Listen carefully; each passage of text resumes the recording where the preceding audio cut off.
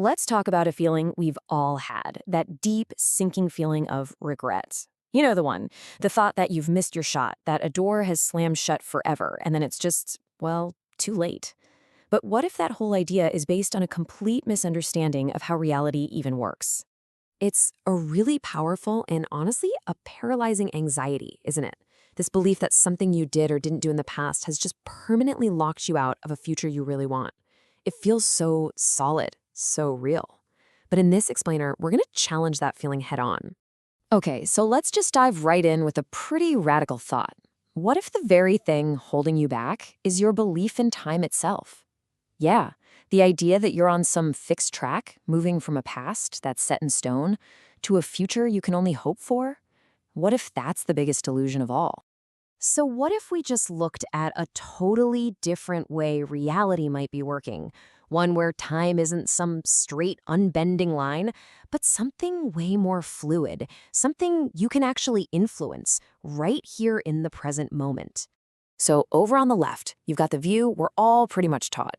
Time is like a set of dominoes, right? The past knocks over the present knocks over the future. It's a fixed line. But look at the right. This is the consciousness view. And here, everything, every single past, present, and future you could ever dream up, it all exists at the same time, as pure potential. Your focus, your awareness, right now, is like a spotlight, choosing one of those potentials and lighting it up, making it your reality. So, if time isn't this fixed thing causing all your circumstances, then what is?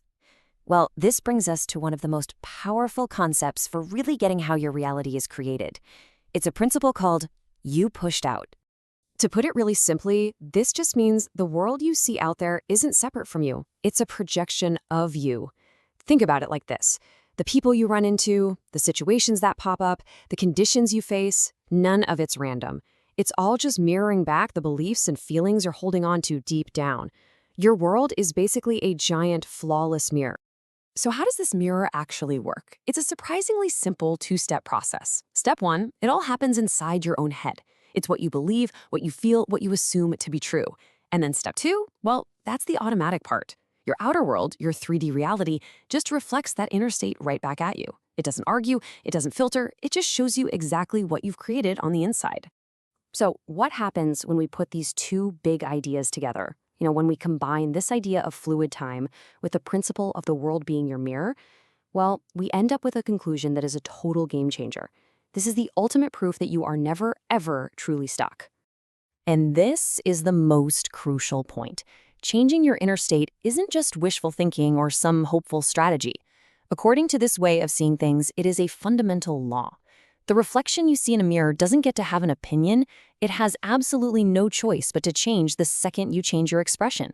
Your reality works the exact same way. Let this one really sink in for a second.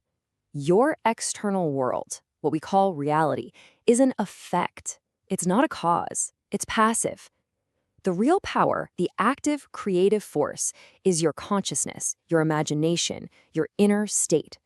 The world outside is just the screen, and it's waiting for you to change the movie that's playing on the projector. And this all leads us to the most empowering takeaway you can possibly imagine.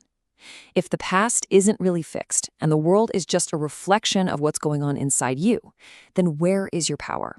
It's not back there in something that happened. It is only and always right here, right now. The past has zero power over you unless you give it power. And how do we do that? By replaying it in our imagination right now. A memory is just a thought. It's your current attention and your current feeling that brings it back to life and makes it feel like it's still in charge. You can just choose to stop doing that. So practically speaking, how do you do this? It all comes down to where you put your focus now. First, you gotta hit stop on the mental movie of the old story. Second, decide with total clarity what you want to be true instead. Third, and this is the most important part, you have to feel the reality of that new story now. Not just think about it, but actually assume the feeling of it being real. And finally, you persist. You just keep coming back to that new inner state, even if the old reflection in the mirror hangs around for a little bit.